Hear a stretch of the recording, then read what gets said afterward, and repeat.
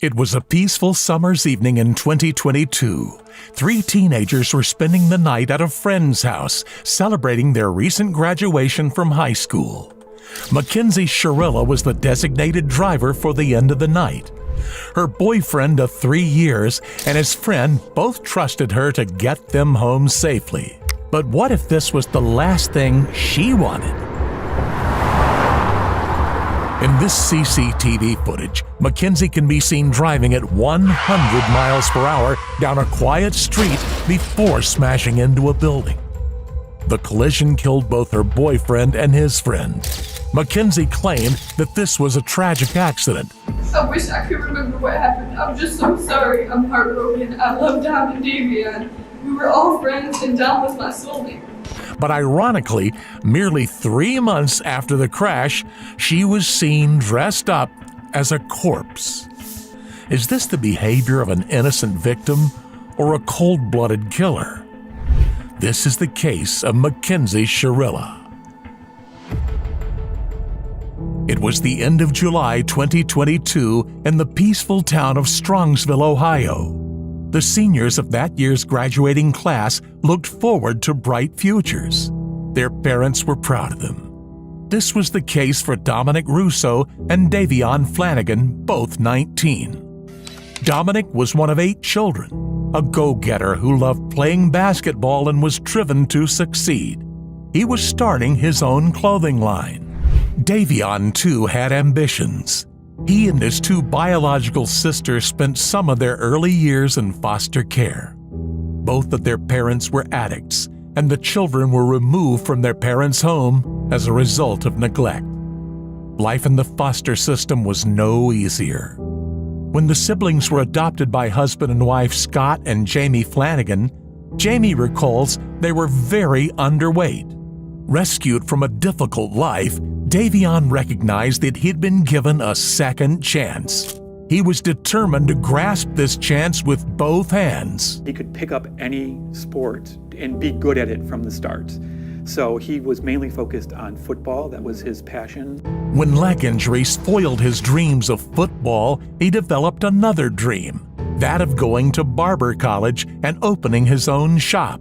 Davion was a resourceful teen who taught himself the basic skills from YouTube and TikTok, and he had only recently submitted his application to the All-State Barber College.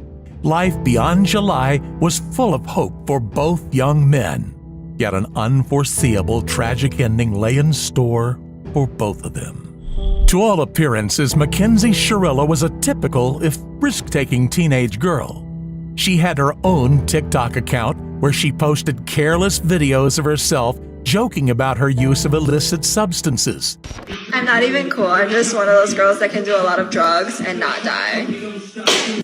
She frequently posed with paraphernalia in photos taken in her car. This was irresponsible criminal behavior, but no one could have predicted where it would lead.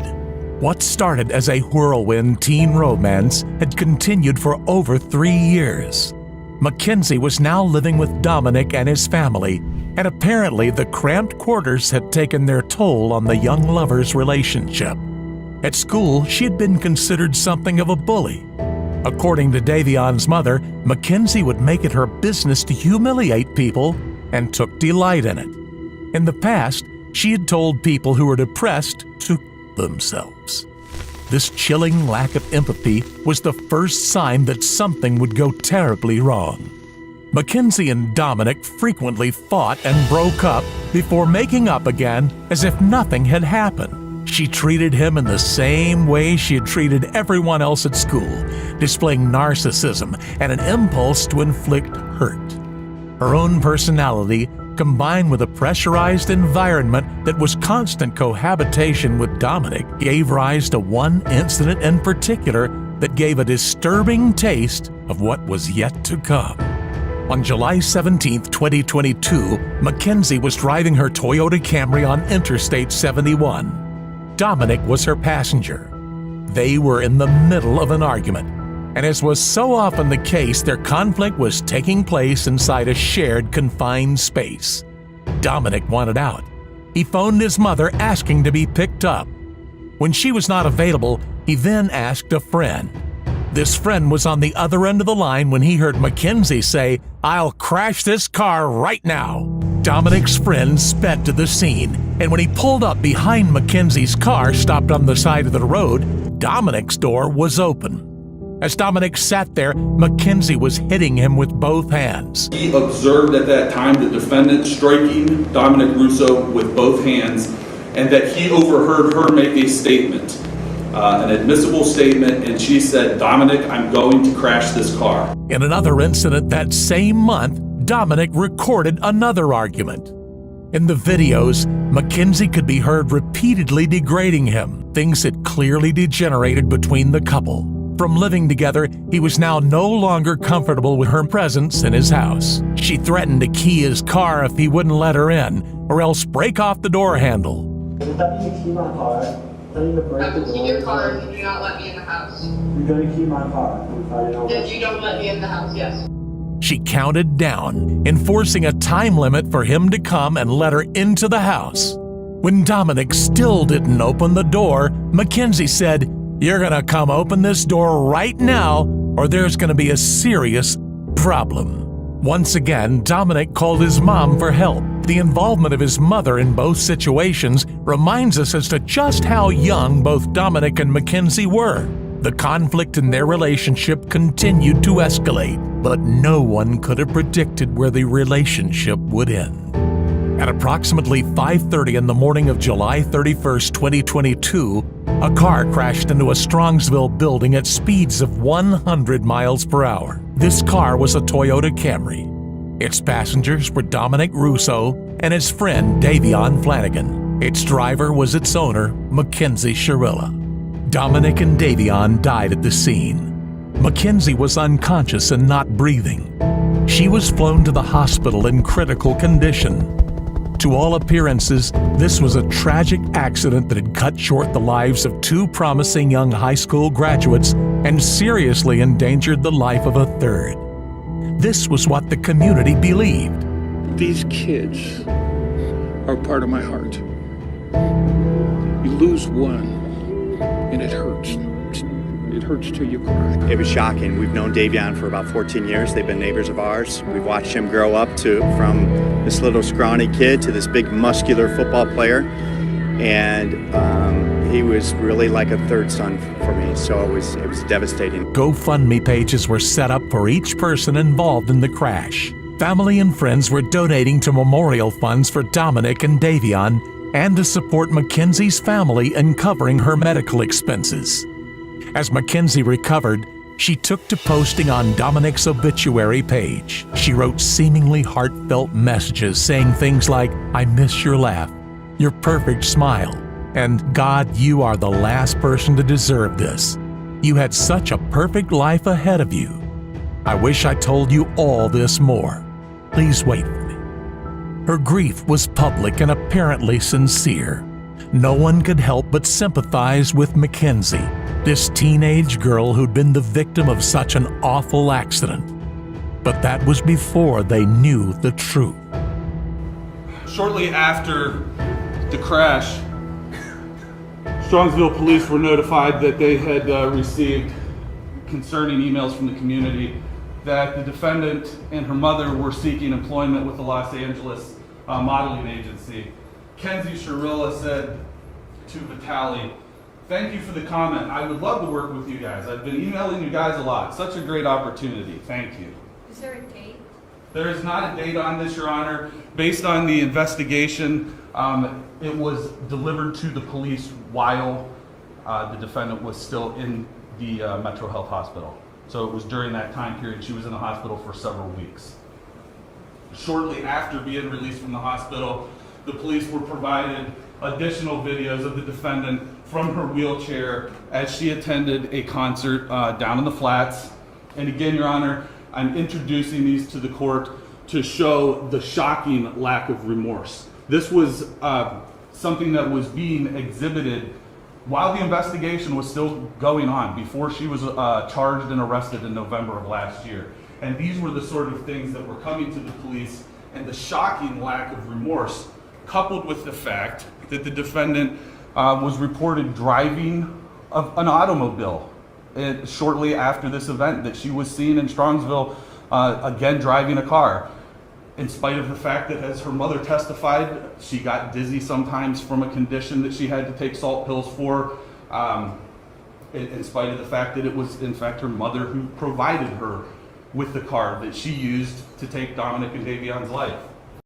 12 weeks later, on October 31st, 2022, Mackenzie had recovered enough to celebrate Halloween.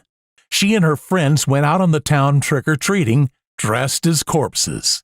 In a corset and heavy makeup, Mackenzie was almost unrecognizable. She certainly looked nothing like the grieving victim of a horrific auto accident who'd lost her boyfriend only 3 months before. In another outfit for the same celebration, she dressed as Drank, a popular concoction with teenagers made of cough syrup, alcohol, and a soft drink combined.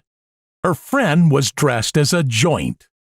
Together, they celebrated substance abuse and death, the terrible hallmarks of her recent trauma. Indeed, the police found evidence of illicit substances inside the crashed car. And Mackenzie's blood had been tested the morning of the crash, and the level of THC in her bloodstream had been found to be over the legal limit.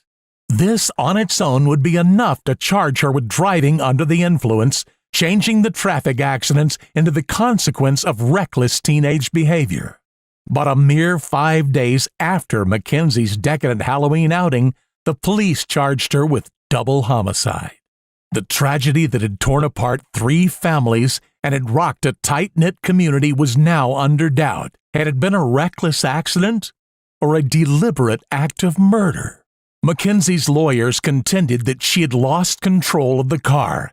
As a teenager, they suggested, she might have been easily overwhelmed by a chaotic situation and unable to stop the car and save its passengers' lives. The attorneys pointed to how common reckless driving is among young people. They described Mackenzie as inexperienced and irresponsible, but not a murderer. Is it just kids being kids? Is it Dominic grabbing the steering wheel? Is it Mackenzie maybe speeding and say, oh my God, dark out, it's light, I'm coming up to this, I better do something, and she goes like that to avoid an accident, not acting purposely, but in fact trying to avoid it? Is it sudden acceleration, panic? They cited her use of illicit substances as another factor in the crash. At this point, no one was denying that Mackenzie was in some way to blame for the tragedy. The intent was obvious upon seeing that video that there was only one goal, and the computer demonstrated that there was no attempt to slow down or stop, that it was full speed into a building. And tragically, it cost 2 people their lives. During her recovery in the hospital, doctors noted that she expressed feelings of grief, guilt, and shame about the crash. Patient stated she, open quote, wanted to die, close quote, and that it was her fault for killing her boyfriend. Whether she'd lost control of the car or been in charge of it the entire time, she had killed her boyfriend and his friend, and she was going to be held legally responsible. Mackenzie claimed she did not remember the crash. She sent a text to Dominic's mother saying, I remember turning onto the street, and then my vision fades to black. It really kills me not being able to remember anything. I've been asking my therapist why I don't remember, and she said it's because of trauma. But I'm gonna try to get hypnotized and make myself remember. If she didn't remember it, she could deflect the moral weight of what she had done. It would remain an accident, and she would not be a murderer. However, the police and prosecution took a different view. In their eyes, this was a cold, callously planned double homicide. Mackenzie, Dominic, and Davion had spent the night before the crash at a friend's house. They had smoked illicit substances, but this was not what lay at the heart of the horrific events to follow. Mackenzie had a plan, and she followed it. Pivotal to the case was the CCTV footage from a business neighboring the site of the crash. This footage supported what the car's recorded data showed about her behavior as a driver. Both technical analysis and the evidence of our own eyes watching the chilling video demonstrate that far from being high and out of control, Mackenzie's actions were entirely deliberate. The first video shows Mackenzie turning the car slowly and carefully from Pearl Road onto Alameda Drive. She diligently signaled her right turn, hardly the act of a substance-crazed, reckless teenager. But in the next piece of footage, something changed.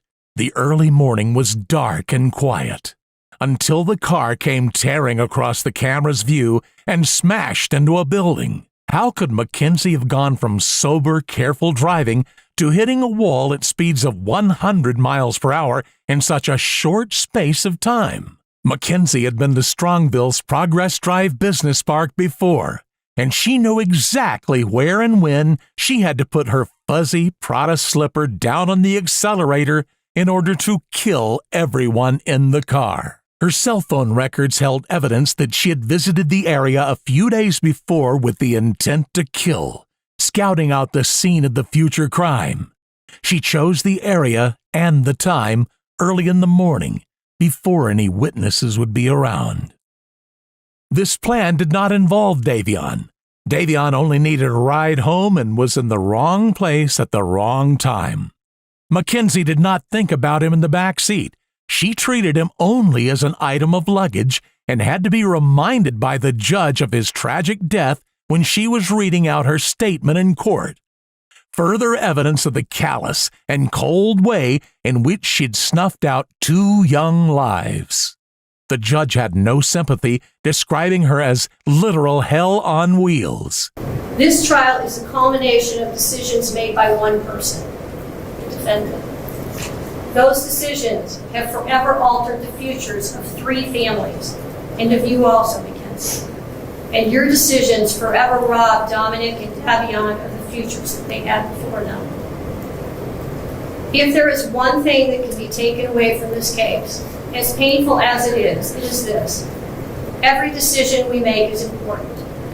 Every action we make is important. Regardless of whether the decision is a good one or a bad one, or the actions are good or not, the result is the same. The consequences ripple through time and affect many more people than one might think at the time of the decision. In criminal cases, the state carries the greatest burden under our law, proof beyond a reasonable doubt. As I previously stated, I considered all the evidence presented, and at this point I would like to comment specifically on Exhibit 802, the crash video. This is the type of evidence you can never unsee. You can never forget the visual or audio of this exhibit. It is chilling and tragic. As you review that exhibit, you know that you are watching the oncoming deaths of 2 people, and there is nothing that will stop it. The video clearly shows the purpose and intent of the defendant. She chose a course of death and destruction that day. Exhibit 802 crystallizes the deadly decision-making of the defendant. She morphs from a responsible driver to literal hell on wheels as she makes her way down the street. Mackenzie alone made the decision to drive the car, to drive an obscure route, a route she visited a few days before, and a route not routinely taken by her. Mackenzie alone chose the time to make the drive, early in the morning, when any reasonable person would expect that few people would be nearby to witness it or offer life-saving assistance. She made these decisions despite knowing, as any reasonable person would, that her mission of death could have involved others, not even in the car with her, other people, other cars, pedestrians. She had a mission, and she executed it with precision. The mission was death.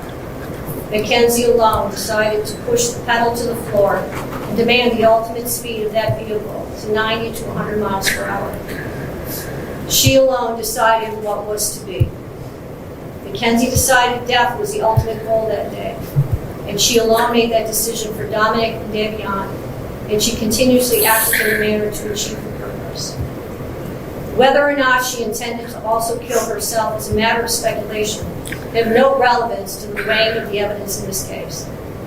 The The totality of the evidence clearly demonstrates that Mackenzie Shirilla acted purposely and intentionally in the early morning hours of July 31st, 2022, and her purpose was to kill Dominic Russo and Davion Flanagan. No reasonable fact finder could view the totality of this evidence in this case and come to any other conclusion. Her actions were controlled, methodical, deliberate, intentional, and purposeful. This was not reckless driving. This was murder. Court renders the following verdicts. Count 1. The court, having had count 1 tried to it pursuant to waiver, finds the defendant, Mackenzie Shirilla, guilty of murder, to wit Dominic Russo, in violation of Ohio Revised Code Section 2903.02a, as charged in count 1. Count 2. The court, having had count 2 tried to it pursuant to waiver, finds the defendant, Mackenzie Shirilla, guilty of murder, to wit Davion Flanagan, in violation of Ohio Revised Code Section 2903.02a, as charged in count 2 of the indictment. Count 3, murder. The judge found Mackenzie guilty of murder. Meanwhile, Mackenzie and her mother maintain that she is innocent of murder. I just want to say to the families that I'm broken, sad, and lost, and my heart hurts for everyone, okay? Davion was her new friend, and Dom was the love of her life, and he was part of our family, okay? I'm just so sorry that this happened, and we're heartbroken, okay? And then, Your Honor, this was a terrible, tragic nightmare accident to have happened that she has no memory of, and she will never emotionally or physically recover from it. She almost died too, and we're asking that you please not run the sentence as consecutive. He was family, and we all loved each other. That morning of the accident, she called. I got a phone call that there was a car accident. Okay, so we went to the hospital, and I didn't even know who was in the car. The names had not been confirmed yet, and I'm gonna cry because I missed Dom so much. We loved him so much. So I called Dom, like over and over again, praying that he was going to answer the phone, and he didn't answer the phone. So then I tried to call his mom, and she didn't answer the phone either. And I still didn't know who was in the car. I didn't even know if she was alive. I didn't know what was happening. So then we were in the waiting room, and then his mom she did call me, so I answered the phone, and I was like, oh my God, like, I don't even know who was in the car. Like, what's happening? Was that Dom? And she said, what do you mean? My son is dead. And I was like, I'm so sorry. And then she said something like, and now I have to wait until your kid's out of the hospital. And then I didn't hear the rest. I was like, we loved him so much. And I hung up the phone. I did not talk about social media. I didn't even know what was going on yet. Okay? So then that was it. So in the hospital, that Vitality post, I commented on that because somebody had called her a murderer. Okay? And she's not a murderer, so she didn't even have her phone at that point because the police had still had it, okay? So I jumped on, and I was like, you know, she's not a murderer. She's more sad than most of these people commenting. She's been trying to get in touch with you. I mean, at that point, it was just an accident. So I commented on her behalf, not because of the modeling opportunity. Who cares about that? I don't want them to refer to her as a murderer, okay? And I don't even know how that comment got on the phone because the police still had her device and she could not access her phone or social media. That's why I did it.